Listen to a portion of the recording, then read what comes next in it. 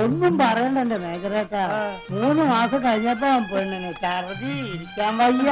അപ്പൊ ആളാരാ? ആ മൂത്ത് ചേർക്കുന്നല്ലേ കോളേജ് പഠിക്കുന്ന പയ്യനോ? അവരെങ്ങോട്ട് പിന്നെ ഒന്നും പറയണ്ട. 100 രൂപ ആവുന്നു. കാക്ക വളർന്നു വറക്കും. അപ്പം ബാക്കിയോടെ?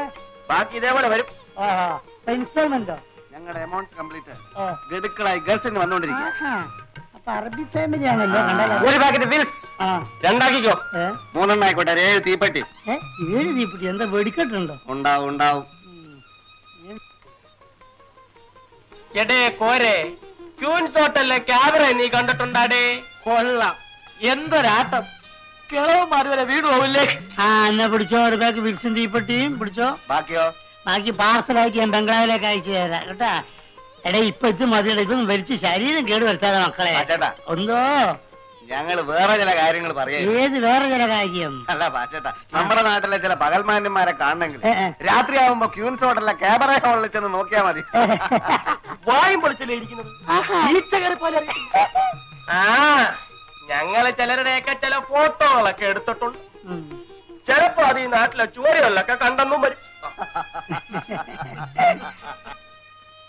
അല്ല, ഒരു ലോകകാരി ചോദിച്ചോട്ടെ? ചോദിച്ചോളൂ.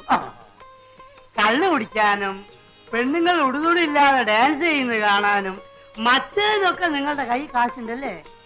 സപ്പോസ് പാച്ചിപ്പിള്ള ചേട്ടന്റെ കടയിൽ നിന്ന് പറ്റിയ 10 കാശ് തരാൻ നിങ്ങളുടെ കയ്യിലില്ല അല്ലേ?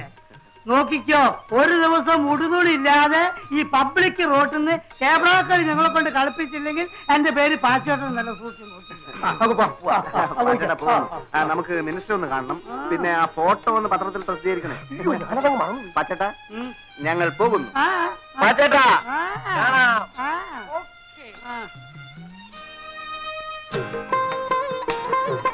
ഇല്ല മേജർ സാറേ, സാറിനെന്താ പിള്ളേരെ കാണുമ്പോ ഒരു ചമ്മല്? അലവലാദികൾ യവനെയൊക്കെ കാണുന്നതേ ഇറണക്കേടാ. യവന്മാരുമായിട്ടൊന്നും സംസർഗം പാടില്ല പച്ചപ്പിള്ളേ. പിന്നെ മാന്യന്മാർക്ക് വേണ്ടി മാത്രം ഒരു കച്ചവടം നടത്താൻ പറ്റുമോ? എന്താണ് മേജർ സാറേ, ഞാൻ ജീവിച്ചു പോയിക്കോട്ടെ. രാവിലെ തന്നെ വന്നിരുന്ന ഓരോരോ ഉപദേശങ്ങള്. എടാ, നിന്നോട് വരാനാ പറഞ്ഞത്. നമുക്ക് വീട്ടിൽ പോവാം.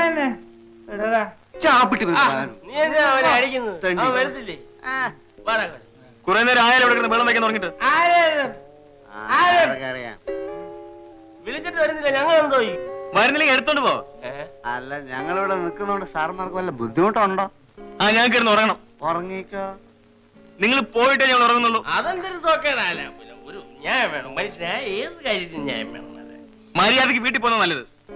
കാര്യം കഴിഞ്ഞിട്ട് ഞാൻ കാശ് വാങ്ങിച്ചിട്ട് പോയി. കാശോ? കാശുണ്ടേ കൊടുക്കണേ. വല്ല പിച്ചക്കാരന്മാരും ആയിരിക്കും. പിച്ചക്കാരൻ തന്തേടാ. നിന്റെ തന്തയ്ക്ക് വിളിക്കുന്നു. അതിന് എന്റെ തന്ത പിച്ചക്കാരനല്ലല്ലോ. ചിലപ്പോ ആയിരിക്കും.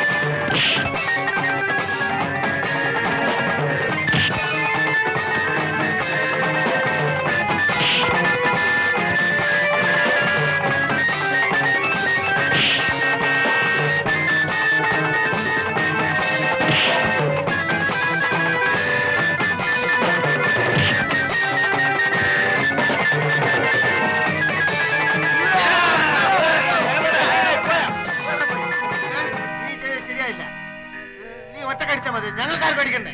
ഇനി ഞങ്ങളെ ഇടിക്കാരെങ്കിലും വരുമല്ലേ, അപ്പൊ വിളിക്കായിരുന്നാ മതിയല്ലേ. ഒരു കാര്യം, വെള്ളം അടിച്ചാൽ വയറ്റി കിടക്കണം, അല്ല ഇതുപോലെ വൃത്തി കാണിച്ചോണ്ടല്ലോ.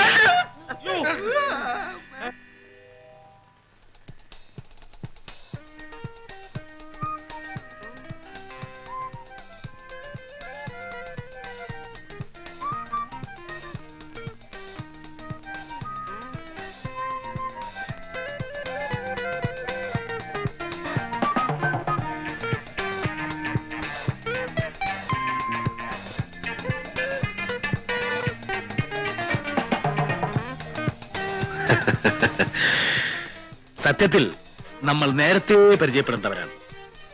നമ്മൾ പരിചയപ്പെട്ടല്ലോ. അവിടെ അവിടെ എന്നാ പറയാൻ പറ്റാത്ത അത്തരം പരിചയപ്പെടലല്ല. See I am major Nair. Hello. I am Gopan. Hello. ഇവൻ കോരലോ, അത് ഭക്തകുചേലൻ. ഭക്തവത്സലം. ഹലോ. സത്യം പറഞ്ഞാൽ നിങ്ങളെപ്പോലെ മിടുക്കന്മാരായ ചെറുപ്പക്കാരെ കമ്പനി കിട്ടാൻ തന്നെ വലിയ ബുദ്ധിമുട്ടാണ്. ജീവിതത്തെ കുറിച്ചുള്ള എന്റെ ഔട്ട്ലുക്ക് എന്റെ സമപ്രായക്കാരായ മറ്റുള്ളവരെക്കാൾ വളരെ വ്യത്യസ്തമാണ്. Because I have seen 3 wars. 3 യുദ്ധങ്ങൾ കണ്ട കണ്ണുകളാണിത്. I still feel I am young. അതുകൊണ്ട് നിങ്ങളുടെ അതേ ചിന്താഗതി തന്നെയാണ് എനിക്കുള്ളത്. അപ്പൊ ചുരുക്കി പറഞ്ഞ ഞങ്ങളെ പോലെ അമ്മാവന് ഒരു 1-ാം തരം പിഴയാ. കറക്റ്റ്. ചില്ലറ കുസൃത്തരങ്ങളൊക്കെ ഇല്ലാത്ത ഒരു ജീവിതം പിന്നെന്ത് ജീവിതമാണ് പിള്ളേരെ? വേണം വേണം വേണം വേണം. അതുകൊണ്ടായിരിക്കും ഇപ്പൊ അമ്മാവ് അതിന്റെ പുറകെ മണം പിടിച്ച് വന്നത്. ഏതാ കക്ഷി? നിങ്ങളുടെ ലിസ്റ്റിൽ പെട്ടത് വല്ലതും അല്പം ചവിട്ടും തുഴയൊക്കെയുള്ള കൂട്ടത്തില്ല, അതുകൊണ്ടല്ലേ ഞങ്ങൾ സൈലന്റ് ആയിട്ടിരിക്കുന്നു. ഇവിടെയാണ് നിങ്ങളും ഞാനും തമ്മിലുള്ള വ്യത്യാസം. ഇതൊക്കെ ഹാൻഡിൽ ചെയ്യാൻ ഒരു പ്രത്യേക സ്റ്റൈല് വേണം. അതല്ലാതെ ഇങ്ങനെ തേരാപ്പാറ നടക്കുന്നുണ്ട് യാതൊരു ഗുണം ഉണ്ടാകാൻ പോകുന്നില്ല. നോക്കിക്കോളൂ.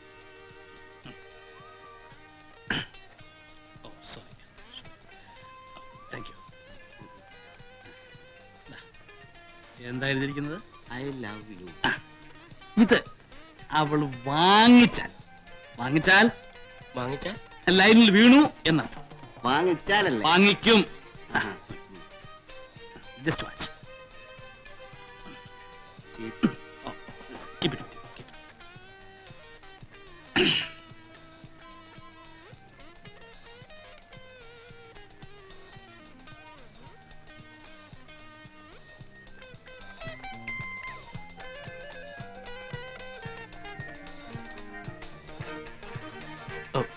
എക്സ്ക്യൂസ് മീ, ഇത് കുട്ടിയുടെ കർച്ചീഫല്ലേ? അയ്യോ അല്ല. അതെ, കൈയും താഴെ പോകുന്ന ഞാൻ കണ്ടതാണ്. ഇതങ്ങോട്ട് വാങ്ങിക്കു കുട്ടി. ഇതിലെന്താ എഴുതിയിരിക്കുന്നത് കണ്ടോ? വായിച്ചു നോക്കിയിട്ട് വാങ്ങിച്ചാ മതി.